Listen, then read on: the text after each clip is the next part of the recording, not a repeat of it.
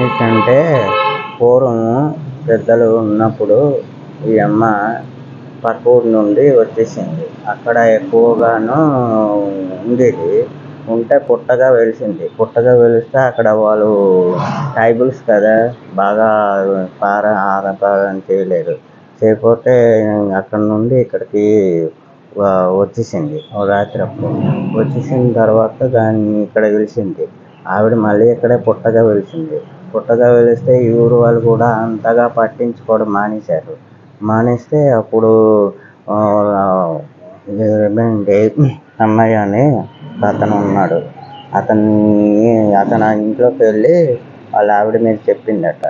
చెప్పిన తర్వాత అప్పుడు మీరు నాకు చెప్పడం కాదమ్మా, పెద్దలందరికీ నిరూపించుకోవాలి, మేమేం చేయలేము, మేమంటే నమ్ముతాం కానీ మీరు కొంతమంది నమ్మరు కదా నువ్వు వెలిసినట్టుగా, అంచేత నువ్వు వెళ్ళి ఏ పెద్దలు ప్రెసిడెంట్ ఇలాంటి వాళ్ళు ఉంటారు కాబట్టి వాళ్ళకి వెళ్ళి ఏదో నిరూపిస్తే వాళ్ళు వస్తే ముందుకు వస్తే మేము ఏదైనా చేయగలమని అన్నారట.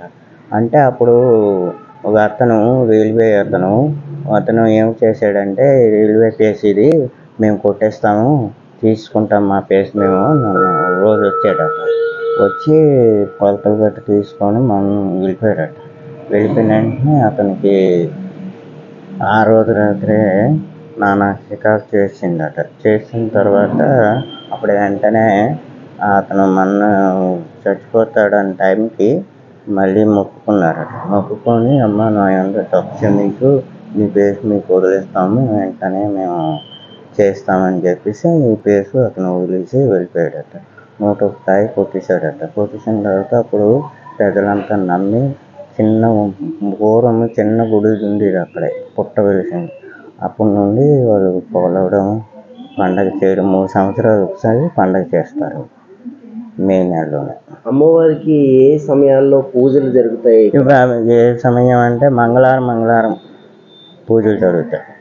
పుట్టప్పుడు మామూలుగా చేస్తారు కానీ మంగళవారం ఎక్కువ పూజలు చేస్తారు. పసుపు కుంకాలు ఇస్తారు, పండుగలు చేస్తారు.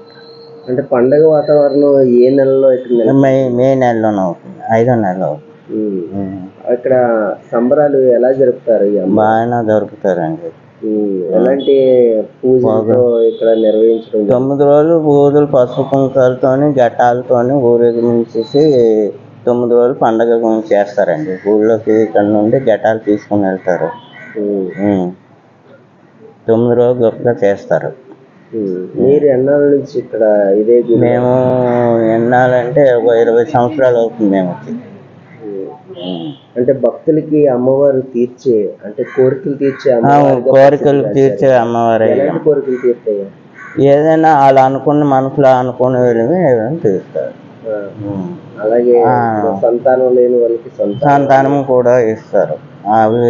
వాళ్ళు మనసులో నేను కోరుకుంటే అదే తల్లి చేస్తుంది. ఉద్యోగం కావాలనుకున్న వాళ్ళకి ఉద్యోగం, ఏది కావాలంటే అది ఆవిడకి కలుపుకొని వెళ్ళాలి కానీ ఏ పనైనా అవుతుంది.